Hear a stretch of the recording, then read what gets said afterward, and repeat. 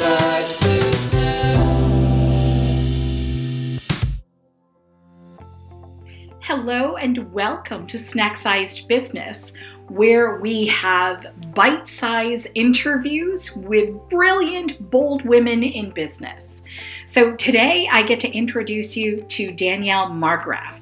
And so her 5 fun facts are really interesting and unique. Okay, so she has been a single mom for 12 years, and her kids are 13 and 14 years old. So most of the time that her kids have been alive, she's been a single mom. She wears black, all black, most of the time. And she says if you see her in color, it's probably green, gold, gray, sometimes off-white. And is leopard a color? All right, so her hair is naturally curly. She says she gets asked that a lot. She was a priestess in another lifetime, and that was confirmed by 2 different readings journeys that were 10 years apart. So that's interesting. Maybe we dig into that a little bit. And then she says her 5th fact is her trauma happened at the exact same age as her great-grandmother's, and it was at the age of 13, and the number 13 has followed her throughout her life. Addresses, dates, assigned sports numbers, and she believes it to be part of the journey here and to heal generational wounds, specifically of her great-grandmother through her lifetime. So Danielle is the founder and CEO of Embodied Wealth. Let's welcome Danielle. Hello and welcome to Snack-sized Business, Danielle Marggraf of Embodied Wealth. Thank you so much for joining us. Thank you for having me. Okay, good. I know that our connection is a little unsteady, so let's hope that we can get through all of this brilliance without it crashing on us. You know, technology. Yeah, exactly. All right, so I've already given the audience your biographical 5 facts, so they know that your beautiful hair is in fact natural, right? It is. In case anybody was wondering, it's natural. But I did want to ask you about being a priestess in another lifetime. So can you share with a little bit about that with us? Yeah, sure. So when my daughter was 9 months old, which she's now 14, going on 15, I was still dealing with some, I don't know what I would call wounds from childhood, some trauma. And so I was invited. I had a woman that I had a very long-term friendship and relationship with, and she said, you need to come and meet the shaman. And I did not know what a shaman was, and I didn't really quite get it. And she was like, you have to come, you need to come and see him. And I was like, okay. And she brought me to they lived near each other, and we all lived sort of in similar towns. And I went to his house, and she introduced me to him, and she was going to sit on the couch, like sort of, stay with me. And because I had no idea what was going on. And he said, lay on the floor. And he laid on the floor, and we were head to head. Right. And that was my first time ever going through a shamanic journey, where this man was bringing me with him on this journey. And so there was 3 different sort of images on this path, on this journey of me as different parts of me showed up. And in one of these images, I was a high priestess who lives by the name of Danielle in this lifetime, who is in a very dark cave holding my baby, hiding from all of the townspeople and village people who were chasing to kill me, because I was running these temples, so to speak, right? I was sort of, I don't know if you know the Red Tent. Do you know Red Tent? Yeah, I love that book. Okay. So I was sort of running these Red Tent temples or moon temples and so that was the first time. And then fast forward around 2014-ish, I never gave it a second thought, sort of rolled my eyes, like did not buy into this in any way, shape, or form. Right. It's a lot of woo. It's a lot of woo. It's a way lot of woo. And I'm woo. But that was like, but I'm also a New Yorker. All right. Right, Who lives right. in New Exactly. Jersey. Exactly. It was like, give me a break. So I found myself very much drawn, not totally subconsciously. I went to do training as a women's group facilitator through the lineage and the ancient wisdom of the red tent. So for many years, I ran red tents in this lifetime, again, still not putting it together. About a year ago, was it last year? It was probably a year ago. I had my Akashic records read, which I had never done, but I've heard a lot about Akashic records. And there was someone, and I always go to people who are referred to me who are like, Danielle, you really got to go to this woman, right? And so I went to this woman, and she opened my Akashic records, which is essentially all of your lifetimes, right? She opened up and she goes, oh my gosh, you were a high priestess, you used to run temples. And I was like, no way. And it was the first time, oh, I got chills. I got goosebumps too. Yeah. It's the first time it all sort of clicked. And I was like, oh my gosh, I'm running red tents. And part of my work, right? I always say, what I sort of say is like, I help women who have disowned their power, their identity, and their voice in exchange for safety, is how I say that. And I thought, oh my God, my subconscious, not only in this lifetime, but in other lifetimes, is sort of really running the show, right? So hence I'm learning to priestess through my life, in a different way now. Interesting. That's so interesting. Can you say that phrase again, please, about safety? So I guide women who have disowned their power, their voice, their identity, their purpose in exchange for safety, who in exchange for being safe, right, will sacrifice and settle and disown and not claim these pieces and parts that clearly in other lifetimes have gotten us in trouble or gotten us killed. Right. Fascinating. That's really fascinating. All right. Well, let me jump to the 3 questions. I'm sure that I could ask you a million questions about that, but let me ask you this. Sure. What conversation do you wish you'd had, but did not? With anyone alive or dead? Anyone.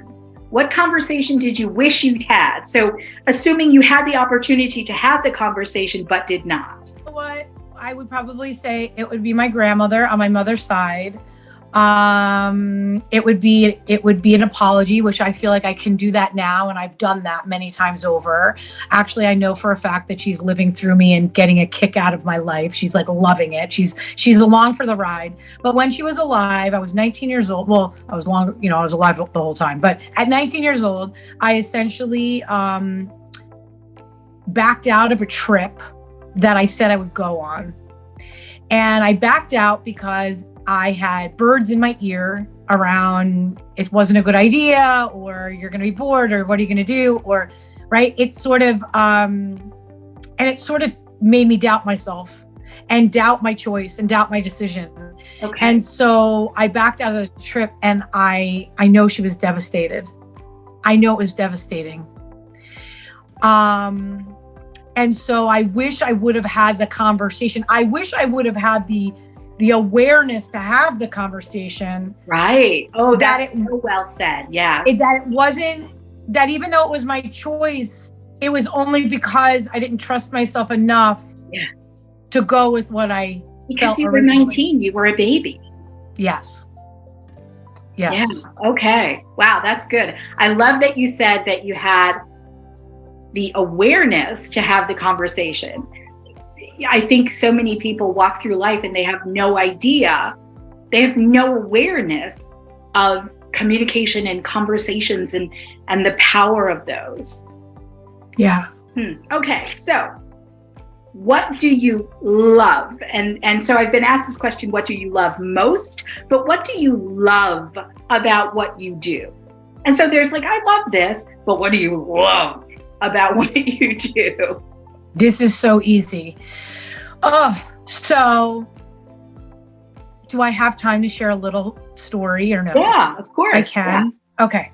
So I work with women, right, who want to double down on their dreams and tap into this idea of prosperity and wealth on this energetic frequency and live a life on their terms, right? Really by fulfilling their purpose on this planet. And that all sounds sort of fluffy. But the truth is it's like involved, right? It involves maybe you have to move somewhere, or you want this relationship and you want to feel in love and you want to make this X amount of money, but you only want to do it by doing this particular work that lights you up, right? And so we take out all the rules and we just look at what do you want? What do you really want? And I had the opportunity this past Saturday. I was invited to a birthday party from a former client who's become a friend. And there were 3 things that she wanted. And one was to make money in her business. One was to fall in love and be in relationship. And the other one was to be in a community with like-minded friends, because by the time I met her, she was growing so rapidly and in transformation. You know how that goes. Your circle starts to change. Yeah. Right? Oh, gosh, yeah. And we hadn't really talked about so much about where she lived, although in our work together, we worked together like 3 years. In our work together, one of the things that she decided was, and that was pointed out, like I said, why? She wanted to live by the ocean, which is where I live. We live in the same state. And I said, and she would come visit for a week here and there. We'd have dinner. And she'd say, gosh, I feel so abundant. I feel so electrified. I feel so wealthy when I'm down here. And I was like, well, duh, why are you not moving down here? And she had all the reasons why she couldn't do it. Right. Well, Saturday I went to celebrate her birthday. I was one of 10 women who all was created by her move down here. Right? She moved down here a year ago. They were awesome women. She is in love and in relationship with someone, a man who checks all her boxes and maybe plus one. This community of women who is all like minds, energetically, mindset, fun. I've never seen her so happy. She lives down by the ocean. And she's making money doing what she loves. She is in her purpose, 100%. Yeah. To be able to witness, okay, so I know my work works, right? Like we know our work works because we wouldn't be doing it if it didn't work. We'd be out of business. Right. But to be witness, to watch and see someone's transformation and really watch in real time yes, these things sort of happening and be able to stand back and look at it. I love that. I love that response. That is awesome. Oh my gosh, that's amazing. All right. We keep having technical difficulties. So let me jump to the second question, or the third question rather. What communication advice do you live by? I say what needs to be said. I say what is, right? So meaning that I have the courage to say what is. I have the courage to say what needs to be said. Of course, I say it with, hopefully most of the time with a heart, right? With heart behind it. Maybe, yeah. Right. But, sort of like that first question about my grandma that I answered. Right. I do not ever want to live with regret of not saying the things. Right. I also have known in my experience that to have the courage to say things that has been transformational. And in relationship, in coaching, in my work with my clients. Yeah, and so I always say what needs to be said. Love that. Tough love conversations or tough conversations, those are kind of my love language. So I completely appreciate that. Yeah. Because good. It's only through those difficult conversations can we move anything. Like if everyone is saying yes, where are we going? Correct. Yeah. I love that. Yes. That's brilliant. Okay. So those are the 3 questions, but I did want to circle back. So we talked about the curly hair. Tell me about wearing all black, or most of the time, and is leopard a color? So I love that. So why those color choices? So a couple of things. One, I grew up in New York. We all wear black, I feel like, in New York. Yes. It was totally the uniform. I remember well. Yeah, so I feel like black is just a color that we all, right? I think when I was younger, the reason was more around it was slimming. It was, right? It was the most, flattering, right, to the figure. So I feel like that's probably where it started. I think as I've grown, right? So for me, leopard is sort of maybe someone else's red, right? But,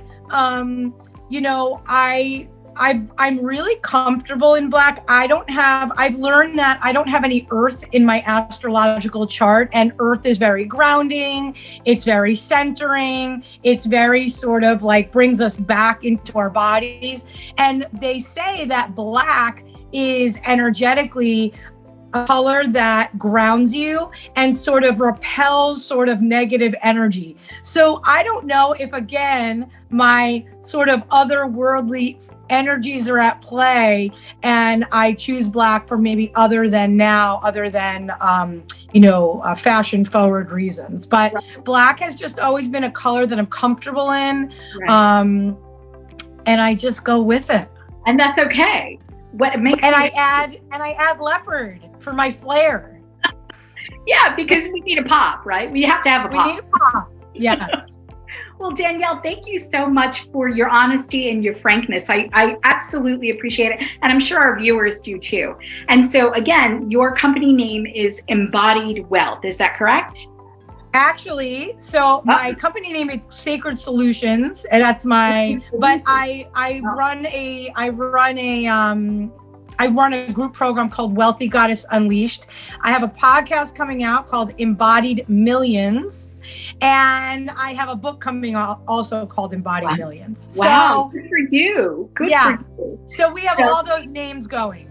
That's amazing. That's amazing. Kudos to you. Congratulations. Lots going on. So if someone wants to get in touch with you, I'm sure that they can reach out to you on LinkedIn or Instagram or something. Brilliant. Okay. Well, thank you again for your time and your frankness and patience with all of the glitches. Thank you. Thanks for having me. This was fun.